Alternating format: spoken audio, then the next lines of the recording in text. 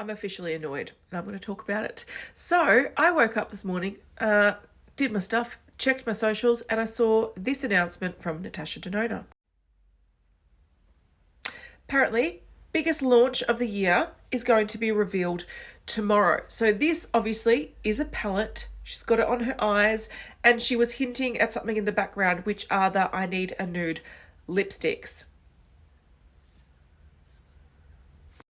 Now, if you haven't watched my past videos, on Monday, I saw a sneak leak of this palette, and I posted about it because mainly because I was excited about it and I wanted to talk about it, but also historically pretty much all Natasha Denona palettes have been leaked.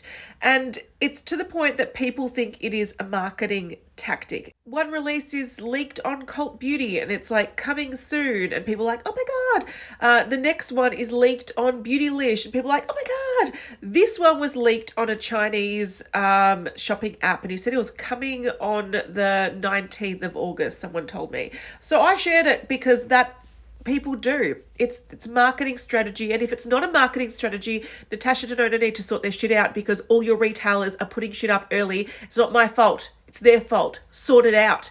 Anyway, I got this fairly rude Instagram message from the team at Natasha Denona. You can read it. It's threatening me with legal action and it's not the politest message. I did do a video explaining why I took the video down and I shared this message and a lot of people were saying this was really rude. They shouldn't have they shouldn't have worded it this way.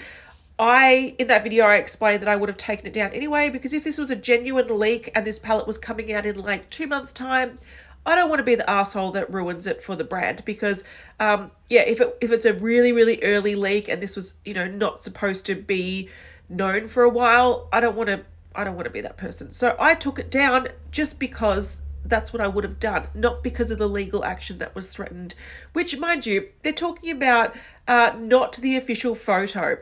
I'll show you the fucking photo. It's official. It's looking pretty official to me. So this is the I Need a Nude palette that is being revealed tomorrow. And for some reason, they couldn't just ride the wave of people talking about it and getting excited, which, mind you, I wasn't the only one. It's on Reddit. It's on YouTube. More on YouTube. So there's going to be people out there saying maybe they brought forward the launch because it had been sneak peeked. That doesn't explain why on the Chinese app it was saying it was coming on the 19th of August. Like today, when I'm filming this, it's the 16th of August. So the leak came out within a week of when apparently it's going to be launching in China. I don't know. But yeah, I find this really frustrating and I found the way they dealt with it quite rude.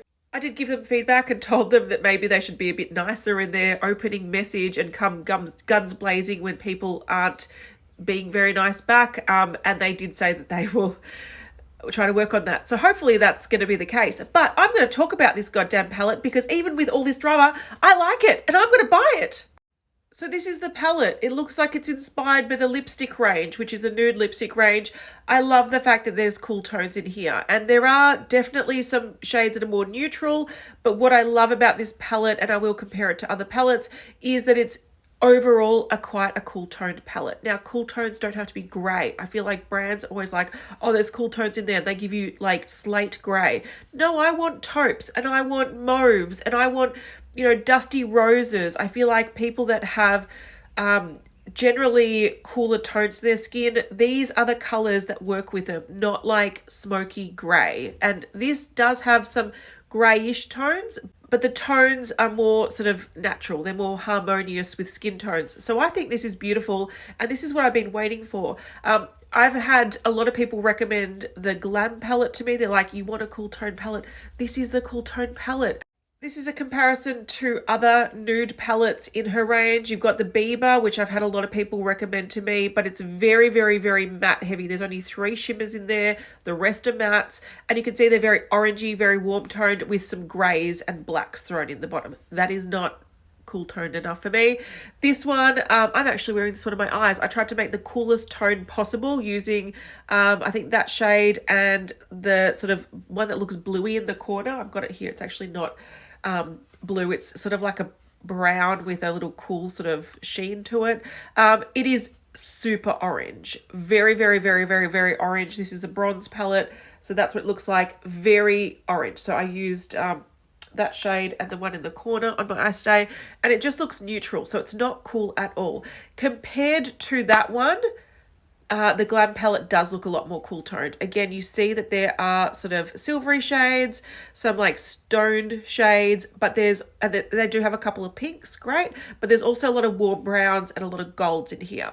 So compared to this one, a lot of people were saying it looks the same. What's the point? Redundant.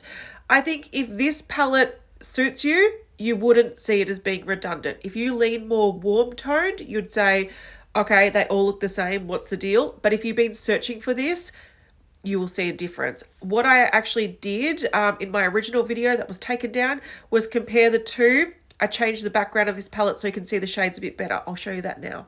So hopefully it's a bit more easier to see now that I've lightened the background of the Glam palette. But there is essentially the bottom two rows are either neutral or quite warm toned. The top one is cooler toned, but this is a whole palette of that. So if you thought this was cool toned, maybe it's cool toned in your skin tone, but for people that really want cool tones, this was quite warm, very, very gold. So this is something that people are excited about. I'm excited about. I want to buy it, even with all this shit that went down and this annoying situation. I still want to buy that because that's what I've been looking for. That's why I didn't buy this. Whenever I swatched it, I'm like, there's something not right. I feel like the golds are very redundant. I've got these in spades. This is what I wanted. So I'm glad they're releasing it. It's going to be a huge hit for them. Cool tone nude palettes, bring it on, and that aren't just smoky grey silver palettes. This is beautiful. There is definitely the concern that this is going to swatch a bit warmer because Natasha, Denona, and there are a lot of other brands out there like Huda Beauty. They tend to make things look cooler in their marketing photos, and then when you swatch them, they're a lot warmer, and Natasha Denona did this recently. So this very sort of soft, pinky, more cool toned. There was another photo going around that made this look even more cool toned, but this is how it swatches. Quite warm and bronzy. So this might not be cool enough when swatched in person for the person that loves the coolest eyeshadows, but if you are more neutral, leaning a little bit cool, and you like these rosy, taupey, mauvey shades, and you like Natasha Denona formula, which is me, this is quite an exciting palette. So I'm excited, but I'm also frustrated, but I'll get over that pretty quickly. Hey. Okay, so tomorrow I'm going to reveal my biggest launch of the year. Here's a hint, and also behind me. Can you guess? Okay, let me know. I know you'll love it. So tune in tomorrow. Waiting for you.